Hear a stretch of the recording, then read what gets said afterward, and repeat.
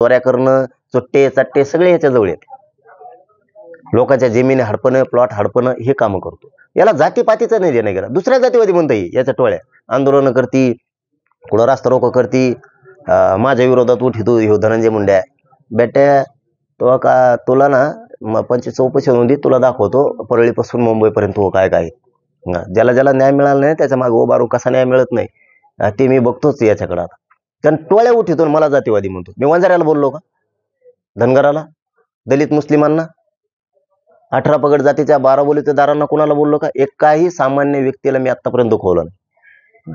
टोळ्याला बोलायचं नाही का? खून करणारे याला धडा शिकवला नाही पाहिजे का? माजून द्यायचं का? याला लोकांना कापू द्यायचं का? जातीवाद म्हणजे काय? आणि मंत्र्यांना बोलायचं कोणाला बोलायचं? मग मंत्र्यांना बोलायचं कोणाला बोलायचं? मंत्र्यांना बोलायचं कोणाला बोलायचं? या राज्यात मंत्र्यांनाच बोललं जातं, त्याच्याकडे जातीनं बघितलं जात नाही. ह्यो ना याचा पाप झाकायसाठी ओबीसी म्हणतो, जातीच्या आडून गेलं, तो पदराच्या आडून गेला पाहायला लागला. आता पाप तू करणार, फेडायचं पण तुलाच.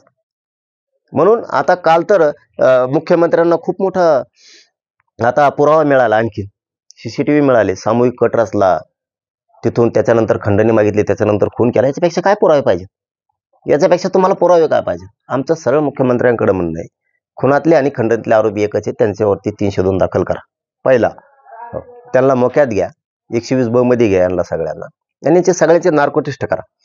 दुसरं की यांना खून झाल्याच्या नंतर जे आरोपी फरार होते, यांना फरार कोणी केलं, यांना गाड्या कोणी दिल्या, यांना घरं कोणी दिले, पैसे कोणी दिले, यांच्या पाठीशी कोण उभा होतं, ते सगळे सांभाळणारे सुद्धा आरोपी होणं गरजेचं आहे. मधल्या काळात ह्या आरोपींनी 22-23 दिवस मला वाटतं फरार होते, त्या काळात त्यांनी कोणत्या मंत्र्याला फोन केले सरकारमधल्या, कोणाकोणाला मदत घेतली, हे सुद्धा मध्ये येणं गरजेचं आहे. कारण राज्य काही एक जण चालवित नाही, ते मुख्यमंत्री साहेब लक्षात ठेवा. त्याच्या जेव्हा राज्य चालत नाही, असल्या गुंडाच्या टोळ्या चालवण्याच्या जेव्हा जर राज्य तुम्ही सांभाळणार असलाल आणि यांना जर पाठीशी घालणार असाल, यांच्या जर जामिनी होणार असल्या, ते राज्यासाठी कलंक आहे. राज्यच बंद पाडणार आहेत, आम्ही सोडणार नाहीत. मुख्यमंत्री साहेब तुमच्या शब्दावरती मराठा समाज शांत आहे.